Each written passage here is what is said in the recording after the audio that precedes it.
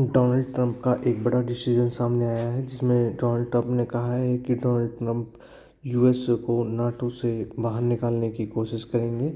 वो अब इसके मेंबर नहीं रहेंगे। ये सारी चीज़ें इसलिए सामने आ रही हैं क्योंकि जितनी भी सारे नाटो कंट्रीज़ हैं वो कोई भी यूएसए की हेल्प नहीं कर रहा है ईरान के साथ लड़ने के लिए, ना ही यूएसए को अपने बेस की जो सर्विस है वो दे रहा है ताकि वो वहाँ से ईरान के लिए फाइट कर सके।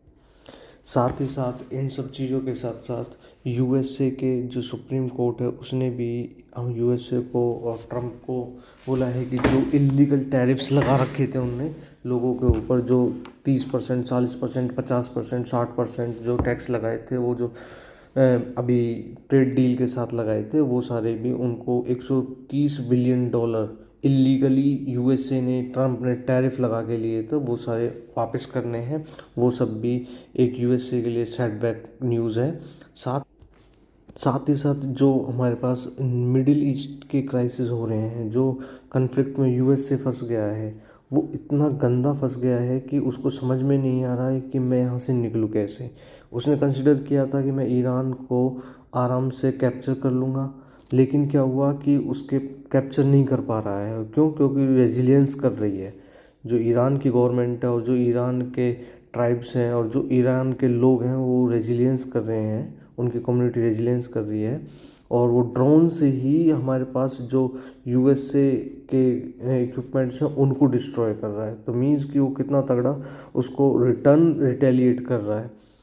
तो ये भी एक यूएसए के लिए सेटबैक है। यूएसए समझता है कि अपने आप को सुप्रीम पावर, लेकिन क्या है कि इन सब चीज़ों से उसकी सुप्रीम पावर भी कम हो रही है।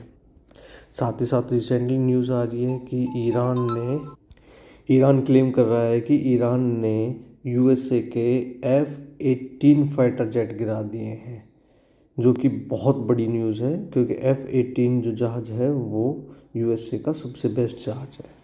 ये भी एक तरह से बहुत तगड़ा सेटबैक है। यूएसए कहता है कि मैं नेटो से बाहर आ जाऊंगा। वैसे नेटो है क्या? नेटो है एक नॉर्थ अटलांटिक ट्रीटी ऑर्गेनाइजेशन। जो ट्रीटीज़ होती हैं वो तोड़नी आसान नहीं होती। ट्रीटीज़ क्या होती है? ट्रीटीज़ पार्लियामेंट के द्वारा बनाई जाती हैं, तो इनके लिए भी पार्लियामेंट की रिकमेंडेशन चाहिए होते हैं। मीन्स सारे एमपीज़ की, एमएलएज़ की, इन सब की रिकमेंडेशन होनी चाहिए, जब ही जाके आप ट्रीटी से बाहर आ सकते हो। तो क्या है कि ये मुश्किल है यूएसए के लिए कि नाटो से बाहर आ जाए। नाटो में बहुत सारा पैसा खर्च कर रहा है यूएसए, लेकिन क्या नाटो की हेल्प नहीं मिल रही है अमेरिका को, जिसकी वजह से यूएसए चाहता है कि नेटो से बाहर निकल जाए।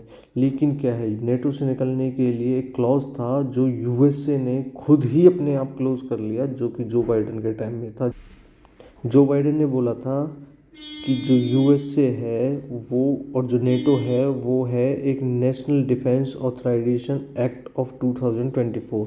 इसका मतलब ये है कि कोई भी सिटिंग प्रेसिडेंट हमको नो नहीं बोल सकता, नेटो से बाहर नहीं निकाल सकता। इसके लिए पार्लियामेंट में स्पेशल वोटिंग होगी, ठीक है, और स्पेशल वोटिंग में 2/3 की वोटिंग होनी चाहिए, तब जाके कि हमारे पास 75% एमपीज़ और एमएलएज़ को ये बोलना होगा कि हम नेटो से बाहर निकलना चाहते हैं। अगर वो बाहर निकलना चाहेंगे तो उसके बाद ही नेटो से बाहर निकला जाएगा। फिर उसके बाद एक नया कानून बनेगा और नए कानून के बाद फिर यूएस से अपने आप को पुल आउट कर पाएगा। कहाँ से? नेटो से। तो फिलहाल तो ये डिफ़िकल्ट है बहुत ज़्यादा कि भाई यूएस से नेटो से बाहर निकल जाए, और अकेला यूएसए ही नेटो में एक ऐसा मेंबर है जिसकी वजह से नेटो है, वरना और सारी कंट्रीज़ इतने नहीं है कैपेबल कि वो नेटो की चला सके, नेटो की हेल्प कर सके, या नेटो से किसी कहीं भी कोई भी दबाव बना सके। फिलहाल के लिए इतना ही। धन्यवाद।